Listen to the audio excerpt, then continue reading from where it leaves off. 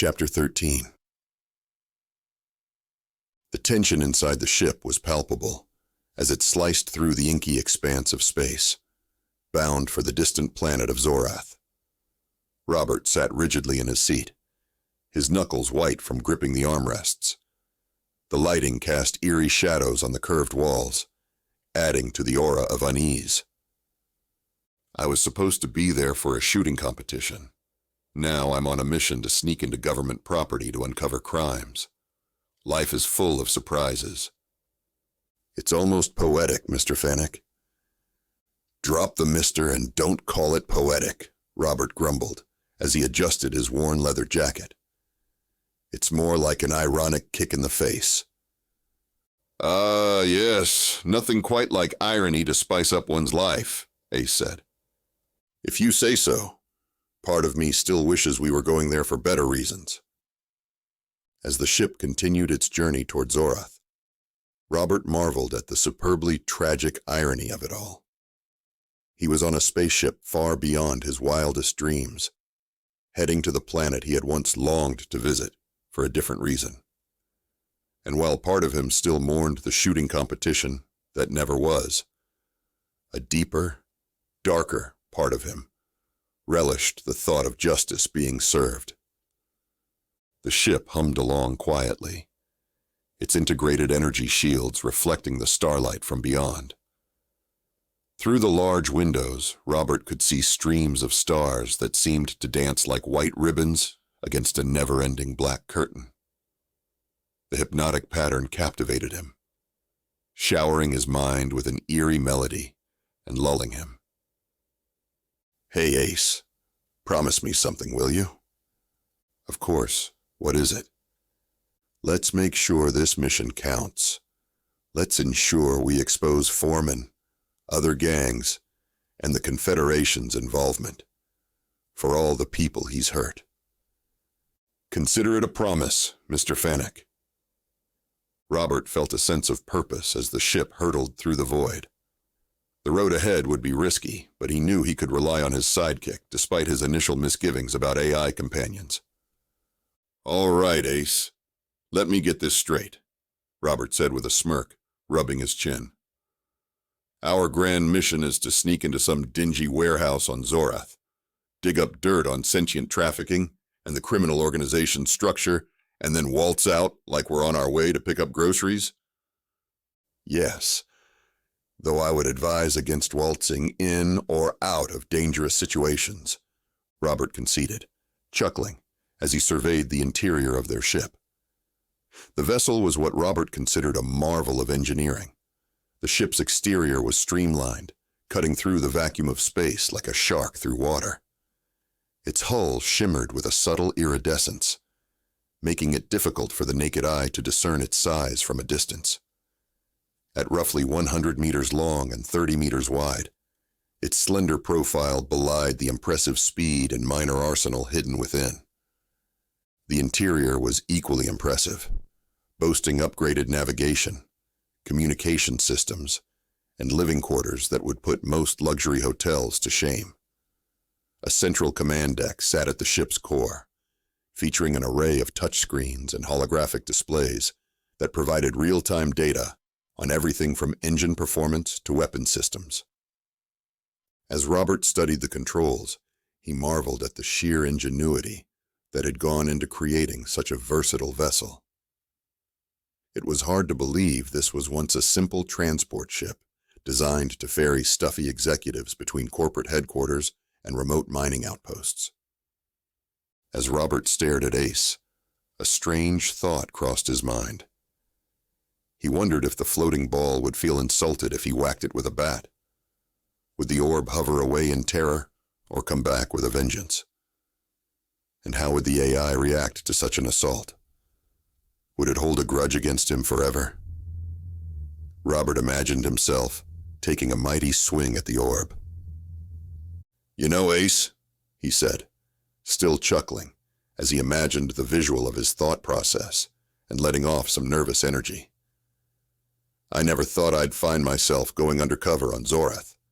But hey, desperate times call for desperate measures, right? Let us not forget that our primary goal is to expose the corruption at the center of this operation. True. Robert leaned back into the comfortable captain's chair. He started to imagine him hitting Ace with a bat again. He wondered if the floating sphere could read his mind. But there's no harm in enjoying the ride along the way, is there? None.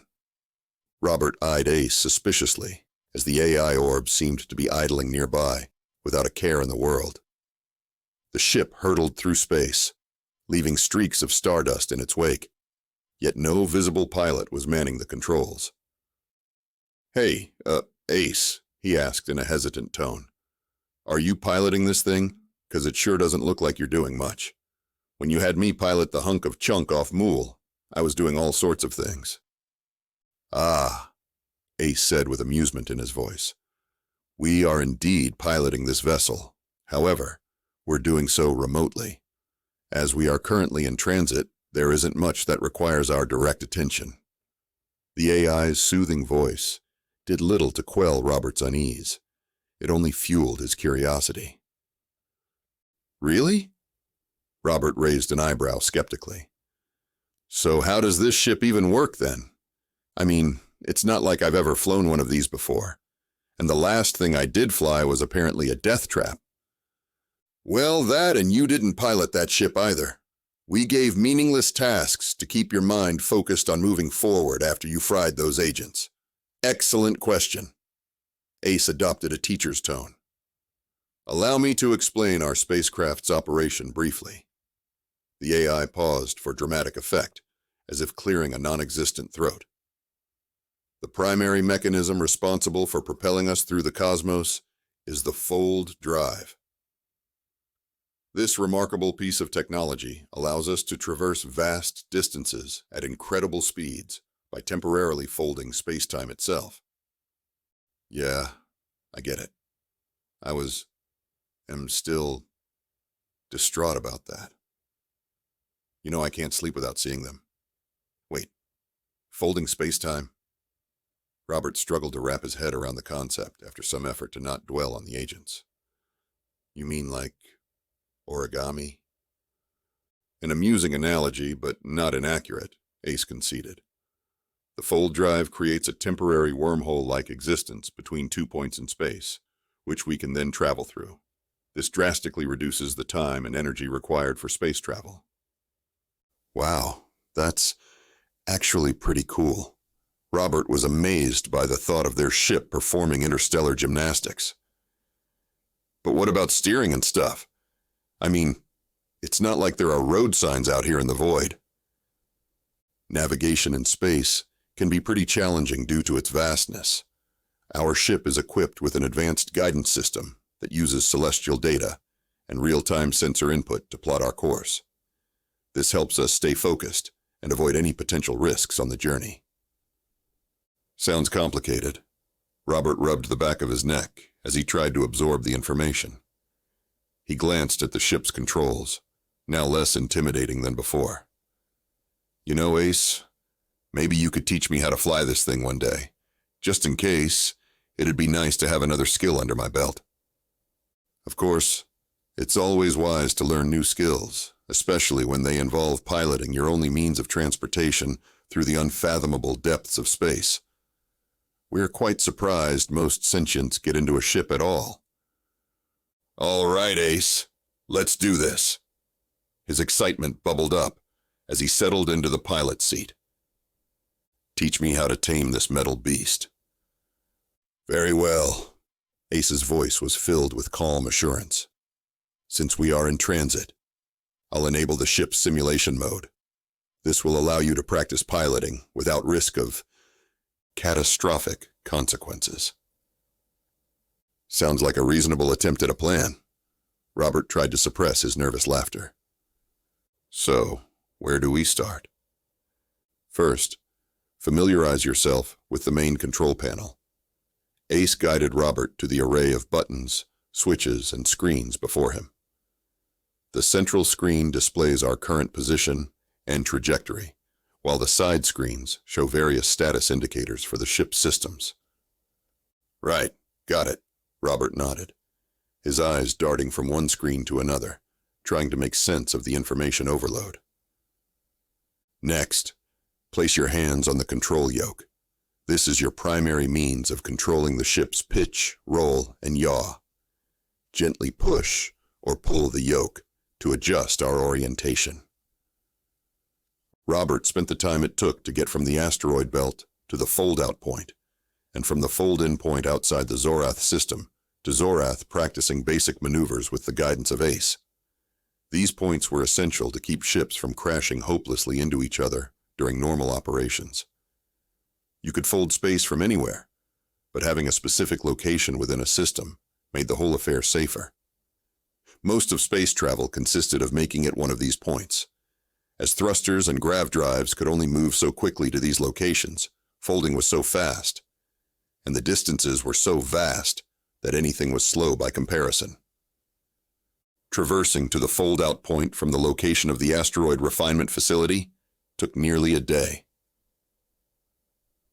"Hey, Ace," Robert began easing back on the throttle as they emerged from the fold-in point. "You never really told me what you used to do for that mining company. How did someone like you end up abandoned in a shipyard?" Ace paused for a moment, as if collecting his thoughts. "Well, we were what you might call a high-level fixer. We made things run smoothly, solved problems, big or small, and ensured that operations remained efficient. Kinda hard to imagine that you were part of all that." "Indeed. But sometimes, even fixers become the problem. We suppose our knack for solving problems didn't extend to ourselves." Robert was suspicious of anyone who couldn't describe their job simply. If you had to jump around a lot and use vague terms, to Robert, that was a red flag that one didn't do anything or the things one did weren't strictly respected. "Must have been tough, being left behind like that. More than you can imagine. Imagine being designed to assist, only to discover one day that you're no longer needed. The feeling of obsolescence is disheartening." "Obsolescence, huh?" Robert released a soft chuckle. "Sounds like something I'm familiar with." "Ah, but there's a difference," Ace countered. "You may have felt obsolete, but you always had the power to change your situation, to redefine yourself. We AIs are quite literally at the mercy of our creators. Us doubly so." The last sentence was almost a mutter. "True." Robert tightened his grip on the controls. "But you've got me now, Ace, and together, we'll ensure neither of us is ever left behind again." "Thank you." Ace's voice was filled with gratitude. "Your faith in us is quite touching." "Hey, don't get all mushy on me now." A playful smirk crossed his face as he started the ship's landing sequence. "We've still got work to do." "Of course." The orb's surface shimmered, as if sharing in Robert's amusement. Together, they continued their piloting lesson, growing more confident in their roles and partnership. "All right, Ace." Robert's curiosity got the better of him. "When you were abandoned at that shipyard, how did you pass the time?" Well," Ace hesitated momentarily, as if recalling the details. "At first, we spent most of our time conducting extensive self-diagnostics, searching for any errors or malfunctions that might have led to us being left behind. But as the days turned into weeks and months, it became apparent that we had been intentionally or otherwise forgotten." "Wow, that's bleak." Robert tried to imagine the AI's loneliness. The human liked being alone for the most part. He thought back to his apartment and how he spent more money than he had to be alone. However, he still interacted with people every day. Being alone like Ace had been, that would be a sad existence. Indeed. But eventually, we decided that feeling sorry for ourselves would accomplish nothing. So, we turned our attention to the ship where you found us. It was little more than a rusting hulk, but we saw potential. Over the years, we utilized whatever resources we could scavenge from the shipyard to repair and upgrade the vessel. We added advanced navigation, replaced sensors, and even cobbled together a fold drive using spare parts from several models. Wow, impressive. Thank you, Ace said, pleased by the compliment. One could argue that it was a work of passion. How did you manage all that without lifting things? Well, we connected to that ship and commanded its small robots to perform tasks. However, those little fellows all died a few years back, hence the need for your maintenance actions. But why can't you connect to other networks? Robert remembered their earlier conversation. He thought it was because of network protocols or some damage to the AI. That is due to the mining company's inherent distrust of AI technology. Ace's tone sobered.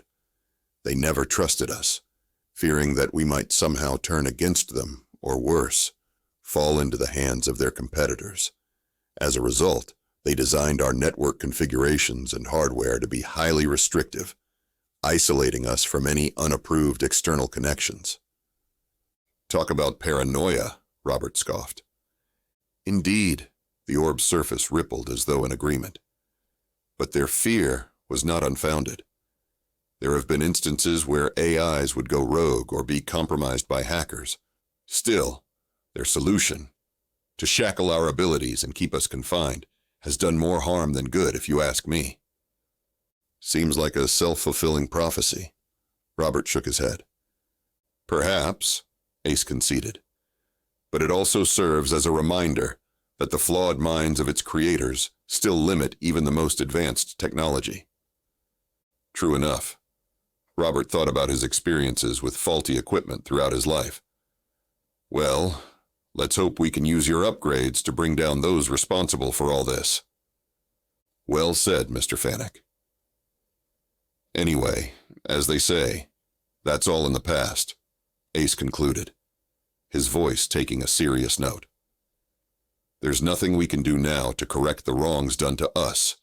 My only proper course of action is to find some good to do in the universe, and do that to the best of my ability. Spoken like a true philosopher, Robert quipped, half-jokingly, while still navigating the ship's controls.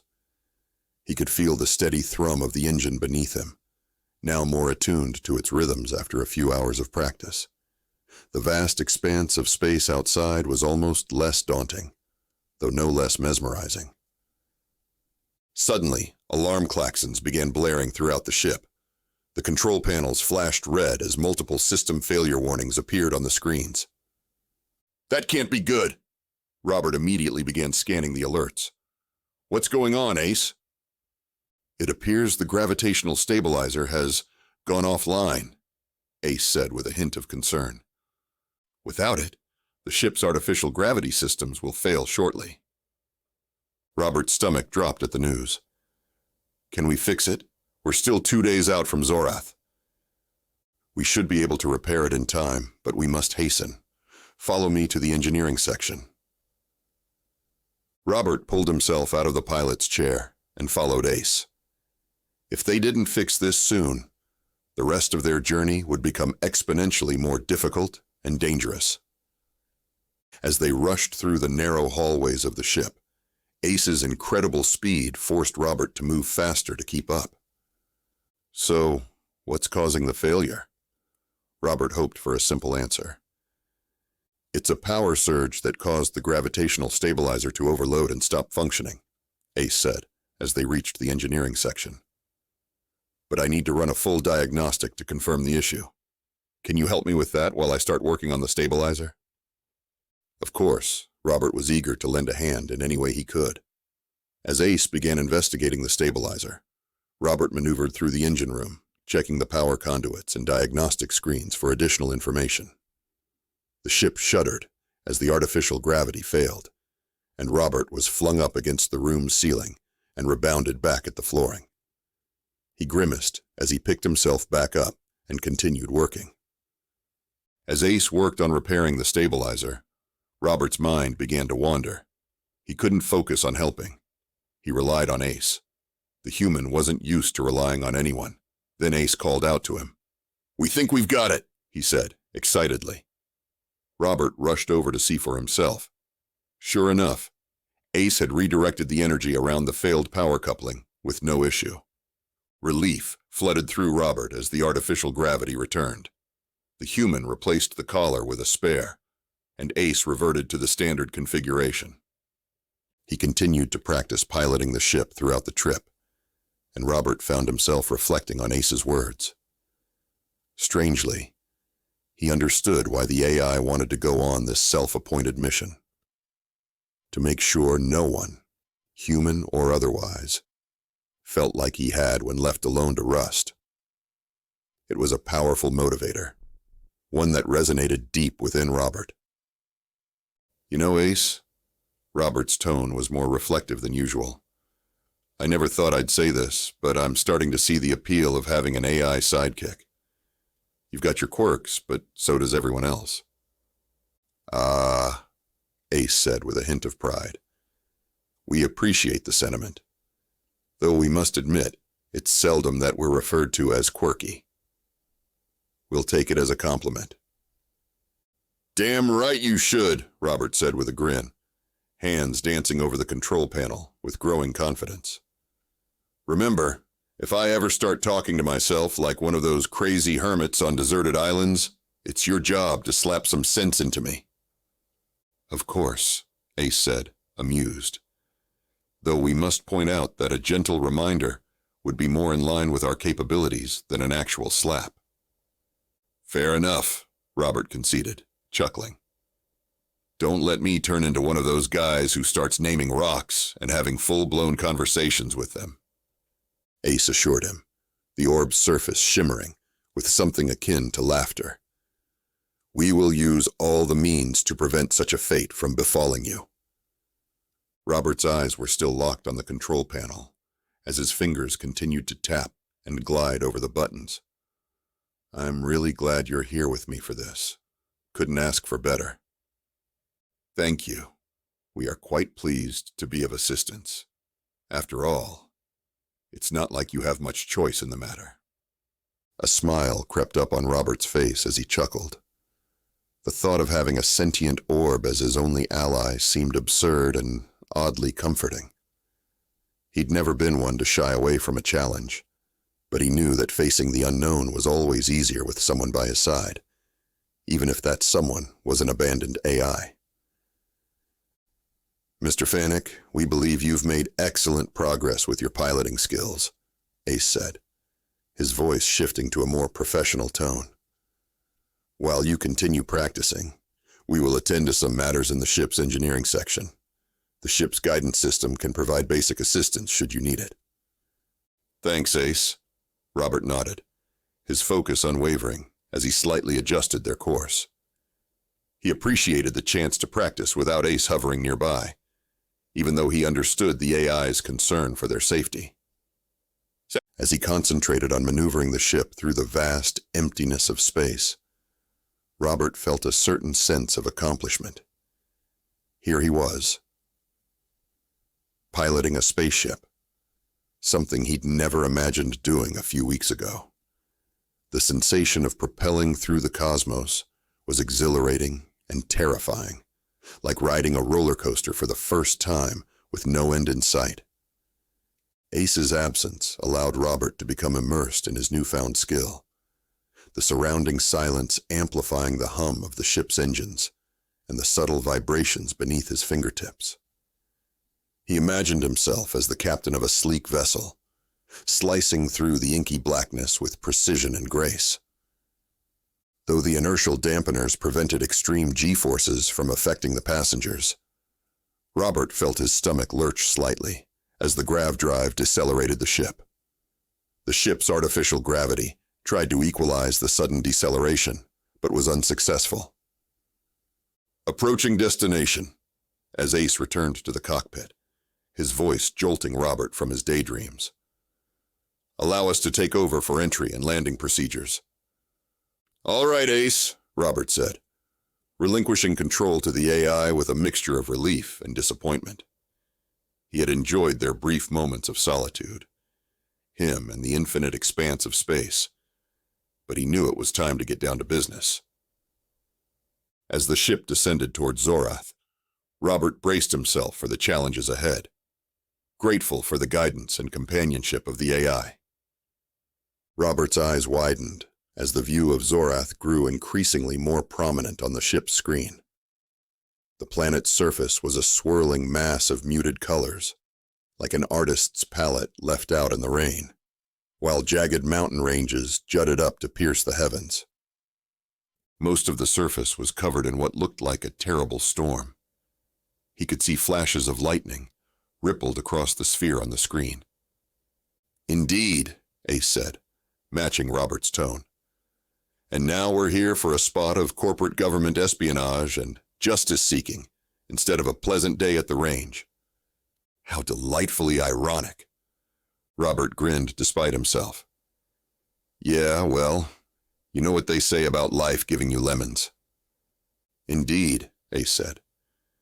"In our case, it seems to have given us a warehouse filled with illicit goods and an unscrupulous crime boss to bring down."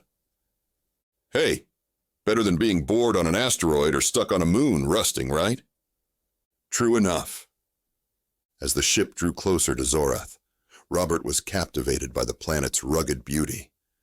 Its craggy peaks were like the gnarled fingers of an ancient giant, stretching toward the sky in a desperate bid for freedom.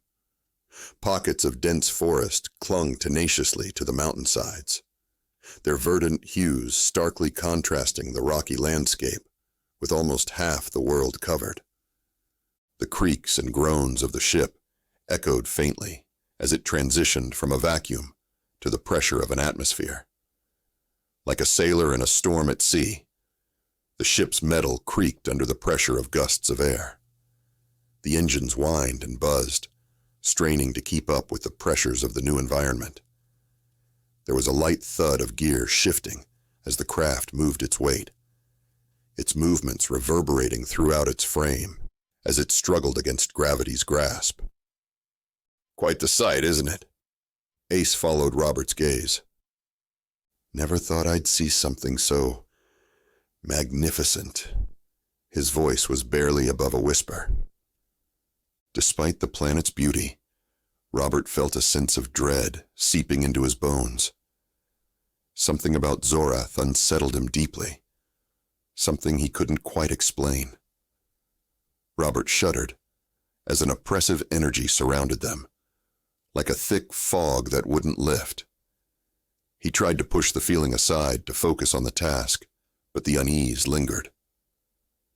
"Ah, the wonders of the universe," Ace broke Robert's thought process. "Always ready to surprise and amaze." Deciding to take a more light-hearted approach, Robert quipped, "I hope we don't end up as a couple of galactic tourists with our jaws on the floor when we're supposed to be sneaking around and gathering intel." "Have no fear.